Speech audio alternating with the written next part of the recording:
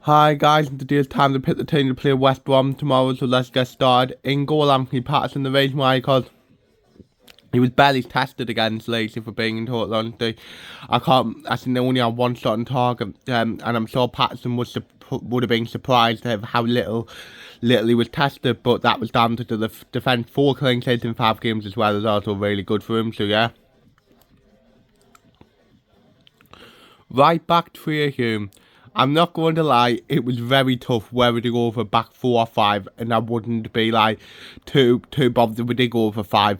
With Pembele, before I get started on you, he's very unlucky to miss out. He was really good. He was decent against Leeds, and it was nice to see, and it was a shock to see him in the start 11. But if we're going to the back 4, it'd be Hume at right back, the reason why, because I thought Hume had a good game did well, did a job on Sunderland, and yeah, he did make the odd mistake, like played a bad back pass, but luckily Patterson like singing before anything could happen, but yeah, overall he had a decent game, so yeah. First centre back Luke O'Neill, the reason why, because I thought he had a really good game against Leeds. From in total honesty, defended well and everything you would expect from Luke O'Neill. He was very lucky not to give a penalty away. Let's be honest, it was one of the most blatant penalties you've ever seen, but given the way, I don't know what his arm was like doing out there, but given the way we like performed, I think we probably did deserve that little bit of luck and for them not to get it, so yeah. Then next to him, Dan Ballard. Again, I thought he had a really good game. He had a really good battle with Pat Bamford that I think he got the better of him if I'm into it honesty.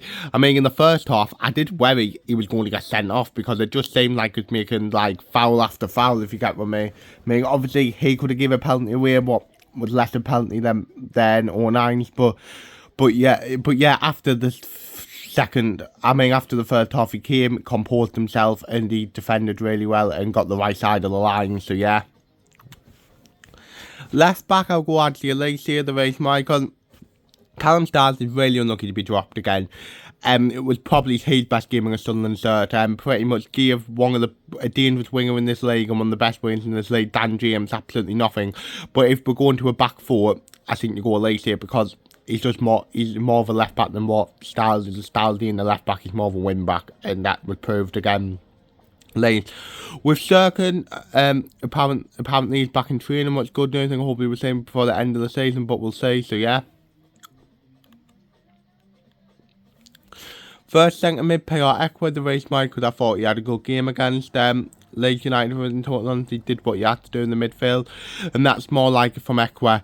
I know there's a very good player in there, but he just hasn't shown at this stage. The last 2 games have been better. Hopefully he can have a good end to the season though, and come back next season and have a better season than what he has had this season, so yeah.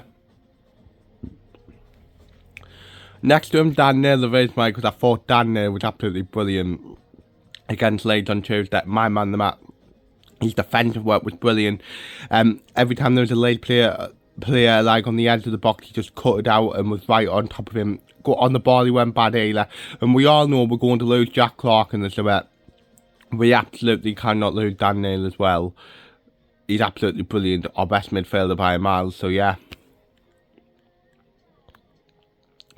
Right, we now bring Pat Roberts back in the race, Michael. With Chris Rigg, I thought he did well against Lee, but especially defensively. But you don't play a 16-year-old 3 times in a week. I don't see the logic to it. You need to give him a rest. Roberts, I thought, came off the bench, worked hard, tried, and yeah, hopefully he can have a good game. And like Dodge has been saying that he needs to have a good pre-season going into next season because a fully fit Pat Roberts is a very dangerous one and is a really good player at this level, but for one reason or another this season, whether due to injury, apparently he struggled mentally. He just hasn't performed this season, so yeah.